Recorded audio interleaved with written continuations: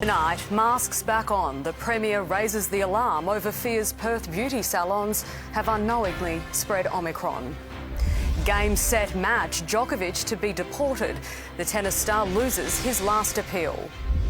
Tonga swamped by a tsunami. The eruption, visible from space, felt around the world as desperate families wait for news of loved ones. An accused arsonist unmasked as a volunteer firefighter igniting anger in Wooroloo. And at long last, a contest in the Ashes, the fifth test on a knife's edge in Hobart. Live from Perth, 7 News with El Giorgio. Good evening and welcome to 7 News. One COVID risk, according to authorities, has been sent packing. Tennis superstar Novak Djokovic will be deported within hours after losing his court battle to play here in the Australian Open. But first, we begin with the growing Omicron cluster here in Perth. The Premier says 5 new cases today means it's time to raise the alarm and has ordered the return of masks indoors. The rules massaged again. Masks now mandatory in Perth and Peel. These two parlours are now at the centre of WA's Omicron scare. We are raising the alarm today. COVID is closing in on WA. 5 new local cases identified today. Just kind of feel like a bit of a bad cold and a bit achy. Including Fleur McKinlay, who says a confirmed case visited her Mundaring salon on Thursday. Our clients use hand sanitizer before they come in. They sign in with their app. Sometimes people forget, and that's okay because we keep a record of everyone. Now the mother of 4 has tested positive and shut her business indefinitely, though it's yet to be listed as an official exposure site. 2 of the staff have come back negative cases. I've obviously come back positive. And now all of my clients are currently undergoing isolation or testing and things like that too. So hopefully we've been able to get onto it quickly. 5 cases are linked to U Natural Spa Therapy in Applecross and New U Massage in Mount Lawley. Anyone who attended either parlour from the 7th to the 13th of January must get tested and isolate. What we think has happened is one of the employees of the business has been at an exposure site with the initial case, which was the mother of the woman who came in from Tasmania.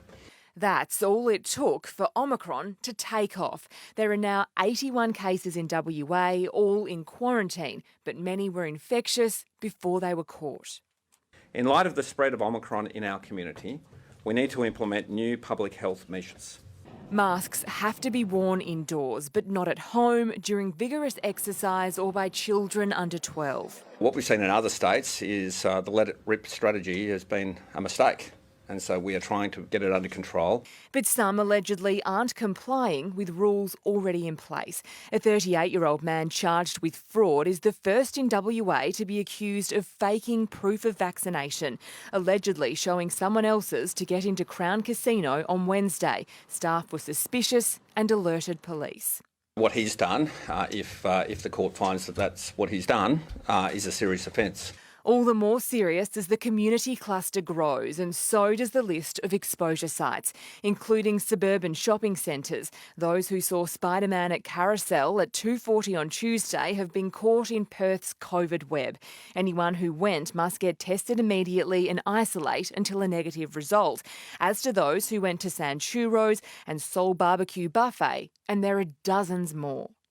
At the moment, there's such a focus on these exposure sites, and with around 200, it's getting hard to keep track. But when the border opens on February 5, it's likely that focus will change, as it already has in other states.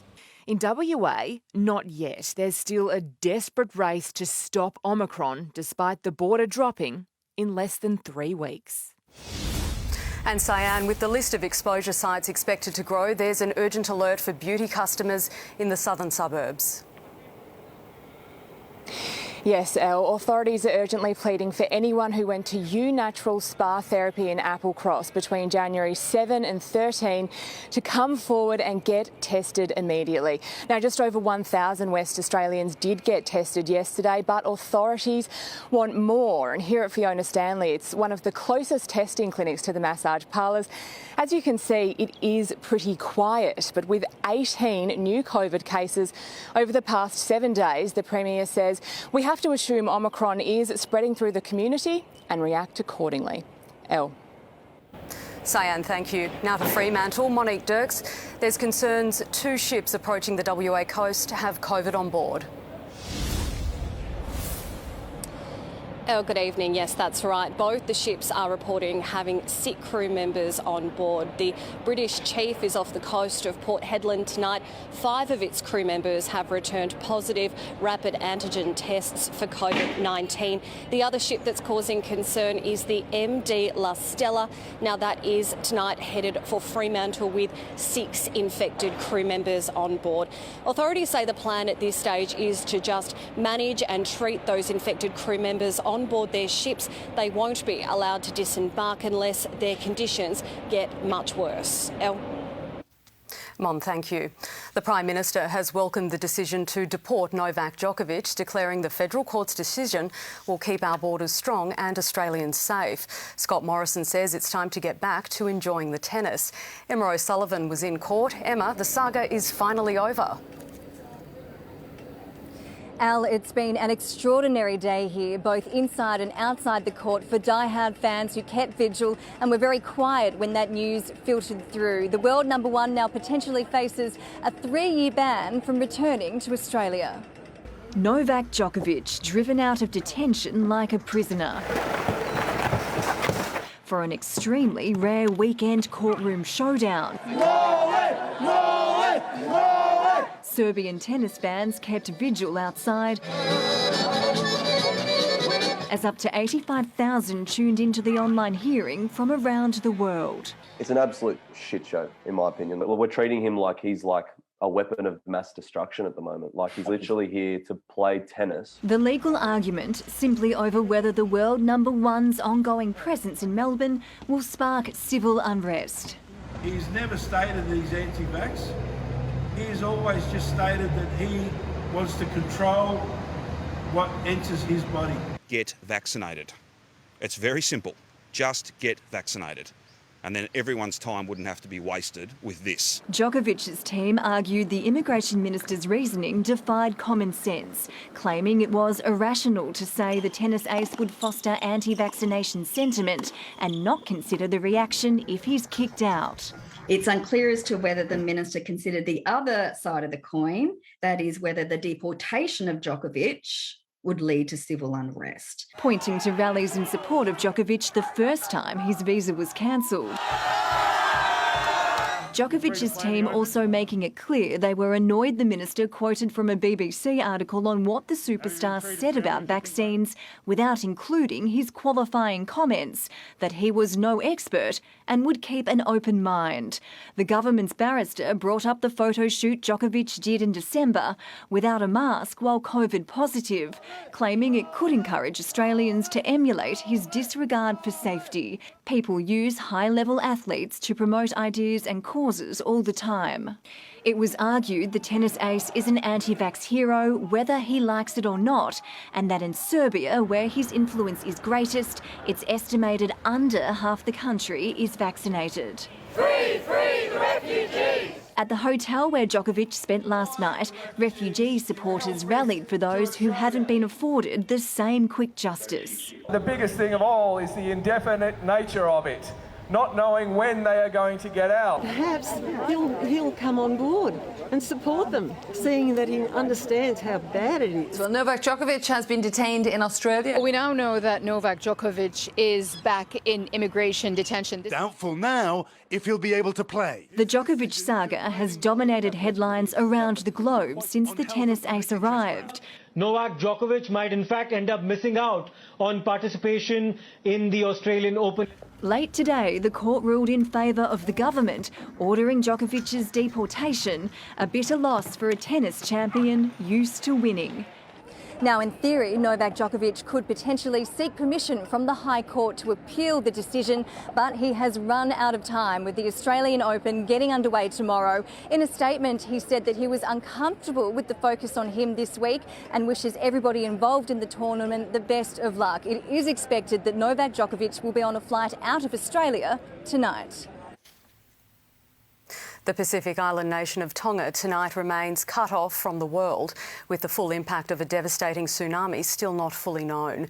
It follows the eruption of an underwater volcano about 65 kilometres north of Tonga's capital.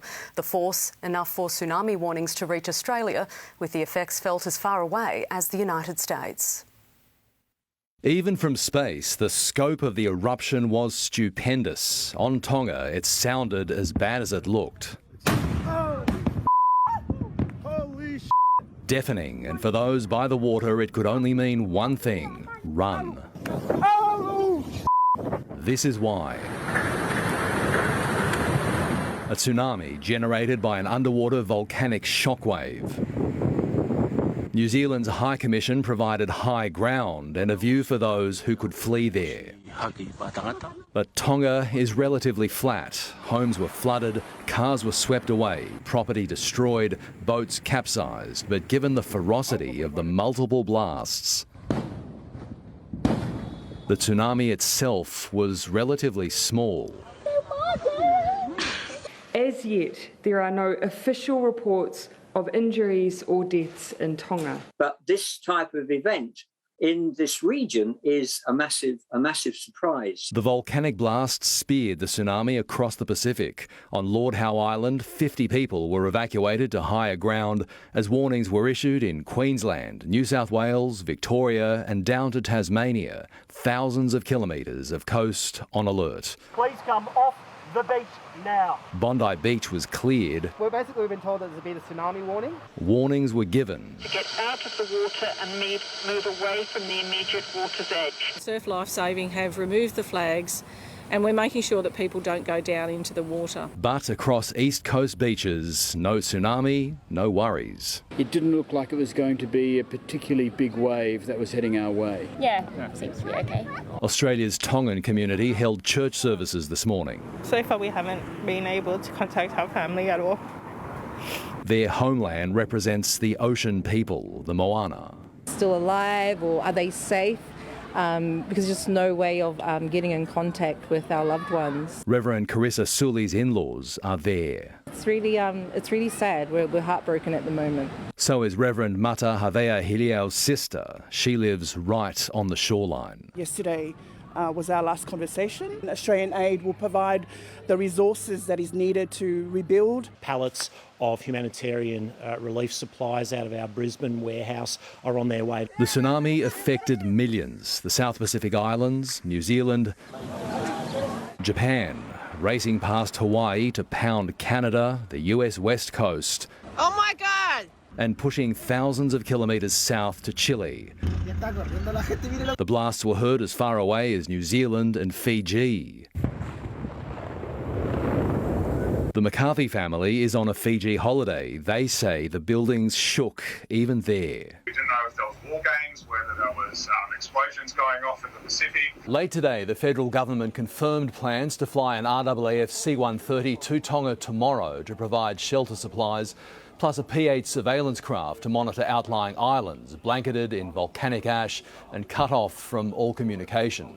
They can only do that, though, if the 19-kilometre high volcanic plume has dissipated. Robert Ovadia, 7 News.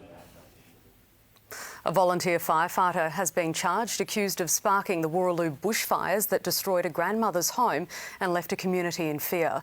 Tonight they're relieved he's behind bars, but they're angry. Firefighters fought so hard to keep the carnage to just one home. All along, they were battling a blaze allegedly lit by one of their own. Jude Wright, 19 and a bushfire volunteer. Meant to fight fires, police say he started them and terrorised Perth's hills for weeks. One blaze wiped out the home of a Wooroloo grandmother. Jan Rose came close to losing her place as well. Thank goodness that the arson squad have done what they've done and done it so quickly to stop any more happening. Mr Wright's loved ones watched on as he faced 9 counts of arson today. Away from my